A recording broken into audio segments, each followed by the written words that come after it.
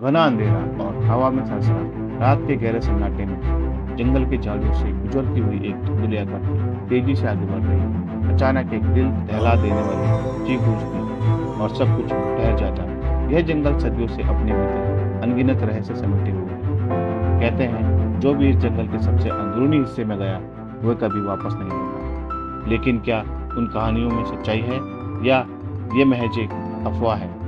इस रात का सच सामने आने वाला है। कहानी शुरू होती है एक छोटे से गांव से जिसका नाम है रुद्रपुर। इस गांव के चारों ओर एक घना और रहस्यमय जंगल फैला हुआ है। गांव के लोग इस जंगल से दूर ही रहते हैं क्योंकि इस जंगल में जाने वाले कई लोग गायब हो चुके हैं। गांव के बड़े बुजुर्गों का कहना है कि इस जंगल के भीतर कुछ ऐसा है जिसे समझ पाना इंसान के लिए मुश्किल है। चार दोस्त अयान, मीरा, चिराग और कबीर इस गांव में रहने वाले हैं।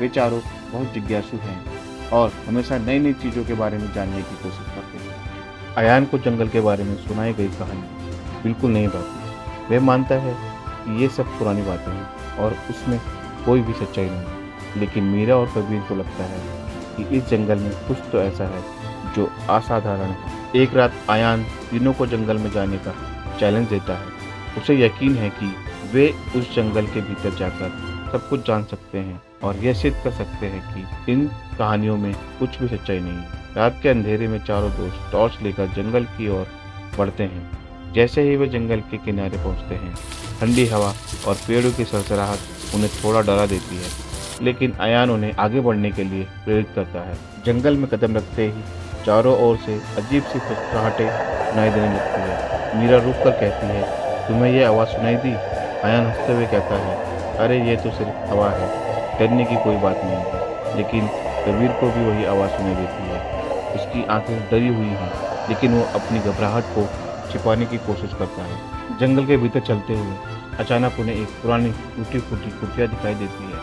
कुटिया बेहद डरावनी दिखती है, जैसे वहाँ सालों से कोई नहीं आया हो। चारों के दिल की धड़कनें तेज हो जाती है। जैसे ही वे कुटिया के पास पहुँचते हैं, अचानक कुटिया के दरवाजे से तेज आवाज़ आती है। दरवाजा खुद ब खुद खुल जाता है। चारों चौंक जाते हैं। अंदर झांकते ही उन्हें दीवारों पर अजीब अजीब चित्र बने हुए दिखते हैं, जैसे किसी ने कुछ अजीब जानवरों और चेहरों को उकेरा हो। कबीर ने सुसुसाते हुए कहा, हमें यहाँ से वापस चलना चाहिए, ये जगह ठीक नहीं है। लेकिन अयान दरवाजे के भीतर कदम रखता है और कहता है, ये तो एक पुरानी कुटिया है, चलो देखते हैं अंदर क्या है।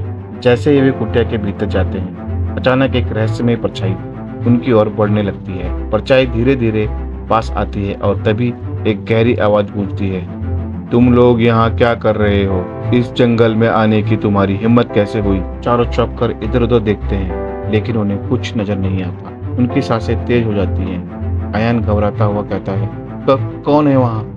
आवाज फिर से आती है, तुम्हें यहाँ से तुरंत भाग जाना चाहिए वरना अंजाम बुरा होगा। जैसे ही चारों कुटिया से बाहर भागने की कोशिश करते हैं, दरवाजा खुद ब खुद बंद हो जाता है। बाहर से एक जोरदार धमाका होता है और चारों ओर अंधेरा छा जाता है। उनकी टॉर्च बंद हो जाती है और जंगल में पूरी तरह से सन्नाटा पसर जाता है।